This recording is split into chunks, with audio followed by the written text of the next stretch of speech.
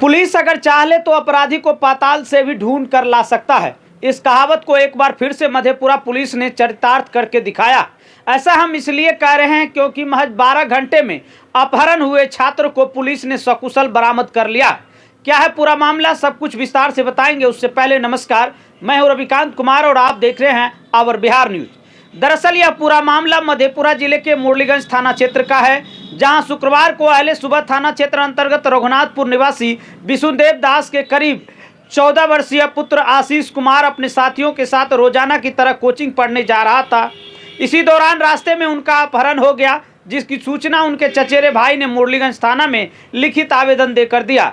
अपहरणकर्ताओं के द्वारा परिजनों से पहले फोन पर 50 लाख रुपए की फिरौती मांगी, बाद में 30 लाख रुपए का डिमांड किया गया। जिस मामले में मधेपुरा पुलिस ने महज 12 घंटे के अंदर अपहरित छात्र को सकुशल बरामद कर लिया है। 19 तारीख को हम जा रहे थे वैसे ही पढ़ने, तो एक गाड़ी आया टाटा टैगो, जिसमें एक 4 आदमी बैठे थे और वो मेरा नाम पूछा, तुम्हारा नाम आशीष कुमार है? तो मैंने बता दिया हाँ मेरा नाम आशीष कुमार है। फिर वो बोला कि गाड़ी में बैठो, मैंने बोला कि क्यों बैठे? तो वो सब ज़बरदस्ती मेरे को गाड़ी में बिठाकर बिहारीगंज की तरफ ले गए और उसके बाद मेरे आँख पे पट्टी लगाकर कहाँ ले गए मुझे पता नहीं है। फिर हमको 1-1.5 घंटा के बाद फिर हमको मोटरसाइकिल पे बिठा के किसी के घर में ले गए और फिर वहाँ पे हम खाना भी दिया, लेकिन हम नहीं खाए। फिर दोबारा जहाँ पे थे हम, वहाँ पे लोगों को पता चलने लगा कि कोई गलत बात है, तो वो सब शक हुआ उस सब को भी, तो दूसरे जगह हमको ले गए। किसी को पहचानते हैं? उतना तो नहीं जानते हैं। फिर आपको कैसे छोड़ा गया? फिर हमको जब हम शाम में खाना 4 बजे हमको फिर खाना दिया गया था, तो फिर हम 7 बजे सो गए थे, तो थोड़ा देर सोए, आधा घंटा, फिर हमको बोला कि चलो तुमको घर दे आते हैं। तो फिर ऐप पे पट्टी बांध के हमको बुधमा में नहर पे छोड़ दिया। इस मामले की जानकारी देते हुए आज एसपी राजेश कुमार के द्वारा प्रेस वार्ता आयोजित किया गया। प्रेस वार्ता में एसपी राजेश कुमार ने बताया कि अपहरण की सूचना पाते ही त्वरित कार्रवाई करते हुए 3 विशेष टीम का गठन किया गया और तीनों टीम के द्वारा वैज्ञानिक अनुसंधान के जरिए घटना की जांच शुरू कर दी गई। इसमें शामिल अपराधियों की धरपकड़ शुरू की गई। लगातार हो रहे छापेमारी और पुलिस के बढ़ते दबिश के कारण अपराधियों ने रात के करीब 8:30 बजे अपहरित छात्र को बुधमा नहर के पास छोड़ दिया और उसे घर जाने के लिए कह दिया। आपके शहर मुरलीगंज में डब जूनियर प्ले स्कूल के अपार सफलता के बाद अब आवासीय डब जूनियर स्कूल का संचालन हो रहा है, जहां सीबीएसई पैटर्न पर आधारित वर्ग प्रथम से अष्टम तक की पढ़ाई कुशल शिक्षकों के द्वारा कराई जाती है। यहां एयर कंडीशन के साथ अत्याधुनिक सुविधाओं से संपन्न छात्रावास की व्यवस्था है। छात्रों के सर्वांगीण विकास के लिए एकमात्र विकल्प रेसिडेंशियल डब जूनियर स्कूल, झील चौक, मुरलीगंज, मधेपुरा।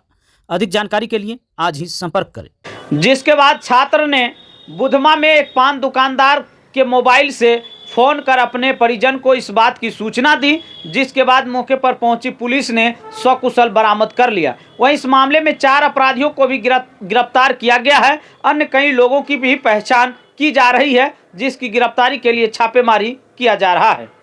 19 तारीख की सुबह मुरलीगंज थाना अंतर्गत रतनपट्टी गांव के विष्णुदेव शाह के पुत्र 15 वर्षीय पुत्र हैं आशीष कुमार, एक प्रतिदिन की तरह कल भी ट्यूशन के लिए जा रहे थे। अचानक से पीछे से एक गाड़ी आया और ये 3 लड़के के साथ में थे और इनका नाम पूछ करके कि आपका नाम आशीष कुमार है, तो बोला कि हाँ। उसके बाद इनको ज़बरदस्ती गाड़ी पर बिठा करके बिहारीगंज की तरफ लेकर के भाग गया।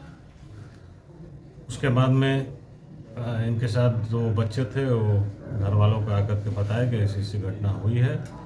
फिर घर वालों को करीब 11 बजे के आसपास में एक फ़ोन कॉल आता है कि आपका बच्चा हमारे पास में है, 50 लाख रुपया फिरौती के रूप में हमें दीजिए, तब आपके बच्चे को हम लोग छोड़ेंगे, अन्यथा अंजाम बुरा होगा। उसके बाद उनके घर वाले घबरा गए और हमें भी फ़ोन करके बताया, थाना को भी अविलंब सूचना मिला। हम लोग को जब जानकारी हुई इस घटना की, तो मैं अपने डीआईजी सर को इस संबंध में बताया कि एक अपहरण की घटना की सूचना मिल रही है। उन्होंने भी अपने स्तर से दिशा निर्देश दिए और उनके दिशा निर्देश के अनुसार मेरे द्वारा अनुमंडल पुलिस पदाधिकारी परवेंद्र भारती जी के नेतृत्व में एक टीम का गठन किया गया, जिसमें एसएचओ मुरलीगंज को रखा गया और इन्हें बताया गया कि आप अविलंब जाकर के पूरे घटना का पड़ताल कीजिए, क्या क्या घटना हुआ है, कौन सी गाड़ियाँ यूज़ हुई है, भागने की अपराधकर्मियों की क्या दिशा है, उसके संबंध में हुलिया अगर पता चले तो वो सब पता कीजिए और फिर इसका उद्भेदन होना चाहिए, पीड़ित की सकुशल बरामदगी होनी चाहिए और जो इसमें संलिप्त अपराधकर्मी उसकी भी गिरफ्तारी होनी चाहिए। सभी लोगों ने तत्परतापूर्वक अपना काम शुरू किया। शुरू में तो कुछ मिसलीड भी हम लोग हुए।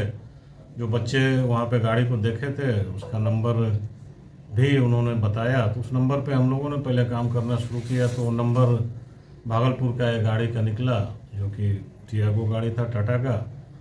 फिर उसके मालिक के घर पे तुरंत भागलपुर पुलिस से संपर्क करवा करके वहाँ पर रेड करवाया गया, तो पता चला कि वो गाड़ी 3 साल पहले ही बिक चुकी है और वर्तमान में वो गाड़ी पटना शोरूम में पड़ी हुई है। फिर वहाँ से उसका फ़ोटो खींच करके हम लोग को भेजा गया, तो हम लोग लगा कि नहीं, हम लोग गलत डायरेक्शन में चले गए हैं, ये गाड़ी वो है नहीं। बच्चे लोग जो नंबर बता रहे हैं कुछ गलत नंबर उन्होंने बता दिया। फिर हम लोग अपने स्तर से इसमें काम आगे बढ़ाए और अपने टेक्निकल सेल को इन्वॉल्व किए और साथ ही हमारे इंस्पेक्टर सुरेंद्र प्रसाद जी और परिश्रमान हमारे डीएसपी आलोक कुमार जी, उन लोगों को घटनास्थल पर भेजा गया और बोला गया कि वहाँ के लोगों से आप पूछताछ कीजिए और जो भागने की दिशा जो है गाड़ी का, उस रास्ते में जितने भी सीसी फुटेज मिलते हैं सभी का बारीकी से आप अध्ययन कीजिए और उस गाड़ी को आइडेंटिफाई कीजिए वो कौन सा गाड़ी है।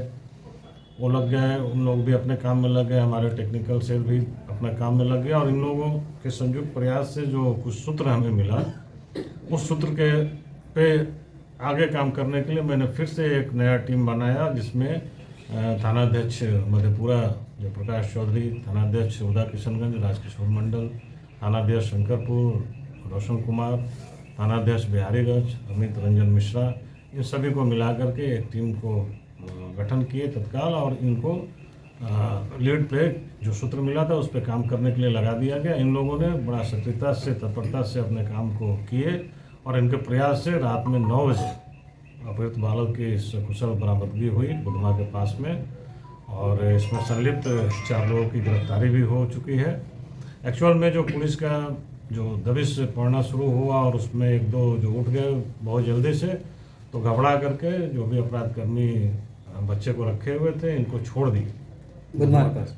और मज़े की बात यह है कि इन लोग 50,000 की फिरौती की मांग कर रहे थे, लेकिन इतने घबराहट में वो लोग आ गए कि 50,000 लेना भूल करके उल्टे बच्चे को 10 रुपया दिए कि तुम जल्दी से 10 रुपया पकड़ो, तुम्हारे पास पैसा नहीं है, टेम्पो पकड़ के चल जाओ घर, नहीं तो पुलिस हम लोग को पकड़ लेगी। वो बच्चा 10 रुपया लेकर के वहीं पे एक पान दुकान वाले के पास गया और इसको घर वाले का नंबर पता था, वहाँ से उनका फ़ोन से फिर बताया सारी बात को। फिर हम लोगों को सूचना मिली तो हमारी टीम जा कर के तुरंत इस बच्चे को सकुशल वहाँ से ले आया और फिर बच्चे ने भी सारी बातें बताई। हम लोग जिस लाइन पे काम कर रहे थे वही लाइन सामने आया है। अभी इस घटना में कुछ लोग बचे हुए हैं, उसके गिरफ्तारी जो अपराधी गिरफ्तार हुए हैं कहाँ से हुए हैं?